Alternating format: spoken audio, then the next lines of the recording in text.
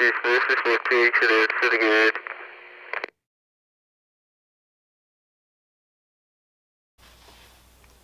Dun dun dun! The $3,000 Glock. Hey guys, this is Agency Arms G17. Kind of mentioned earlier in the video, this is their urban model. This has got the 3 cuts in it. It's got the top window port, the 2 side window cuts here, RMR, raised Trijicon suppressor sights, magwell, and the trigger job with their factory stippling. So what do you get? It's a $3,000 gun. Does it shoot any better? Does it do anything? Does it make you look cooler? I'd go ahead and check yes to all of it. I really like the functionality, the feel of this thing. It feels good in your hand, it points well. It shoots fast and it shoots flat. So when we took it out to the range, shot a couple boxes through it, shot really well. What it does is it makes me more confident in my follow-up shots.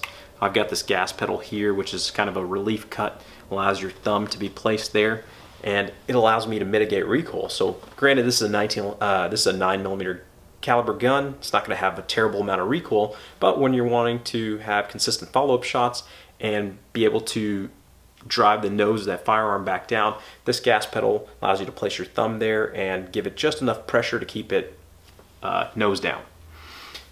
So, you know, you don't want to rely on those kind of things too much, right? A lot of thumb influence will steer your muzzle and your sights from left to right. So you just want to give it enough force to keep the front end tracking back and forth. So, pretty good trigger pull, right around 4 pounds there. Short reset, minimal take up, and good trigger.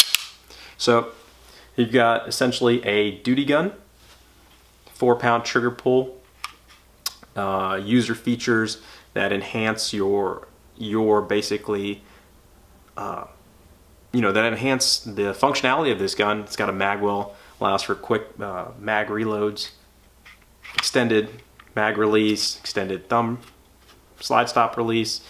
These are all things that are going to get you back on target and back on paper faster. They're going to allow you to manipulate the gun quicker, shoot more confidently. Whether the red dot is for you, I'm not really too big of a fan of the RMR at this point. It kind of gets in my way, but it does add a little bit to the gun. And it's kind of one of those new trends that's kind of emerging. You see this now being put on 1911s. You see them everywhere. You pretty much kind of can't see a firearm that's not suited for an RMR at this point. You know, M&P is, Smith & Wesson on the M&P line has made the core, which is already pre-cut for that. Glock has the MOS models. And a lot of the 1911 shops are even putting out 1911s with the cut already there for the RMR. So, quick functioning, lightweight, high capacity, very flat shooting handgun here.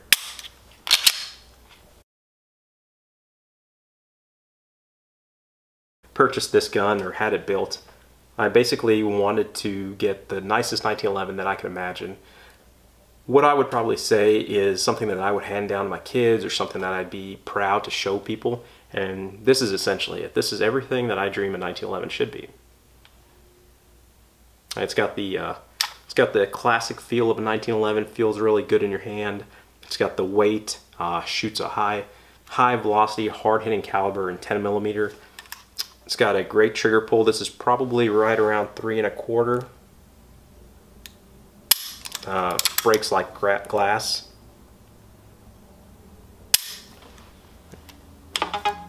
Check the reset here. The reset, just a fraction of an inch before it resets. Easy to manipulate this trigger, the sights don't move. So essentially what I've got is something that's perfect in my eyes. This does everything I want it to. It pleases the eye, it makes me happy. When I show people, they're amazed at the artistry that was done on this gun. They're amazed at the fit, the function, the bluing. As you can see, as I've moved my hands around, I've kind of smudged it. It's one of those things that every time someone touches it, you wipe it off. It's just something special here. The roll marks were actually re-engraved and deepened so that they're visible through all of this. So that's another trick feature. So a lot of hand artistry, craftery going on this gun. This is one of those things that, you know, it took every bit of a year to make. And that's with somebody working on it diligently. It wasn't something that was just put into mass production. It was a one-off, you know, so you're not going to find one like this unless someone else spec'd one similar. It is a 1911, so single stack, you're going to have limited capacity. This thing actually holds 8 rounds of 10 millimeter. 10 millimeter, as you may or may not be familiar with, is a very hard-hitting caliber. It's basically a 40 hopped up, right? So it's basically suitable to take down small game. There's a lot of people, and there's a big craze right now with 10 millimeter handgun hunting. A lot of people are taking whitetails and shooting some hogs, some relatively medium-sized hogs with them. So it's definitely a caliber that is, you know, provides a lot of punch. It allows you to do more with this than just simply go shoot a paper. I mean, if you were so inclined, you could take this hunting.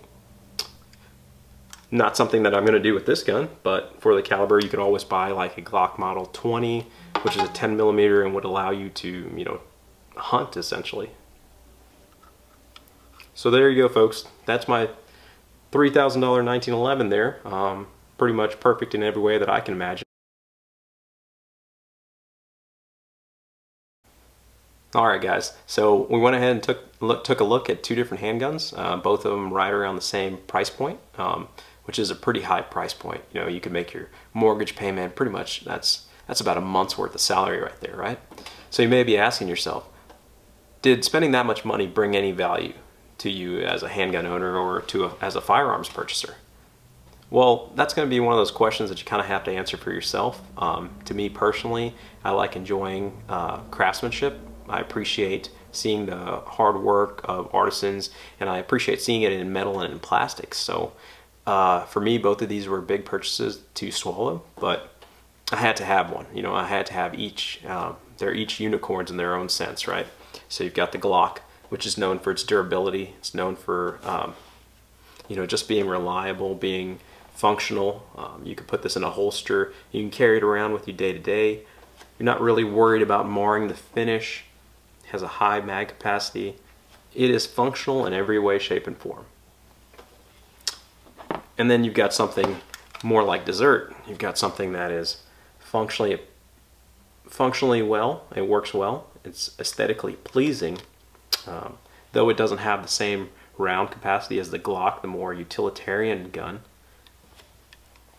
For me, it shoots better. It offers higher accuracy, more repeatability. I'm more consistent with a gun like this, one that fits my hand better, one with a better trigger pull. And by trigger pull, better trigger pull, what I mean for myself is one with a lighter take up, with a lighter trigger reset. It functions better for me. I'm more of a 3-pound to 2.5-pound kind of shooter. My accuracy is improved in that range, whereas once I start going into the 4 to 8-pound range, I start dropping off. I start pulling shots. So, you know, you've got 2 comparison contrasts between 2 different firearms here. One is the Glock, and one's the 1911. So, what do you really get when you purchase each one of them? Well, Agency sells it as "Welcome to the Brotherhood," right? That's their motto. It's kind of like a small gathering of their enthusiasts and their customers. They put out promotions, they put out special purchases and things that you can be a part of. So they've got a really interactive fan base, a really interactive presence on Instagram and social media. Really kind of gets all of their owners and all of their people that are fanatics about their product together. And with this 1911 being from a small custom shop, you don't really see that, right? What you get out of this is pride and ownership. You get that sense of having something that's kind of like unobtainium. You're rarely going to see one that's exactly the same because you spec out every specific that you want. You know, it's not a build sheet of A, B, and C. It's C, D, F, and G. You pick the specs you want. You tell them what you're going for, and they build it to suite. So hopefully this comparison between 2 different guns in the same price range gave you something that you can look at, something that kind of allows you to run through the steps in your mind of what's really functional and what really suits the bill for you. As a collector, both guns really hold high esteem in my collection. They're something that I would definitely not part with. These are probably going to be the last 2 guns I ever sell if I was forced to sell any. things that I look forward to passing down on the line. So that may be some of the motivators for some of you guys. You're asking yourself, why should I spend so much on a firearm? Is it going to add any value? Does it increase in value? And these things are all questions that you're going to have to ask yourself. It's really hard for me to tell you why one would be better suited for your own particular situation. Just know that when you are purchasing firearms at this value or at this cost, that you are receiving craftsmanship. You are obtaining, the highest quality.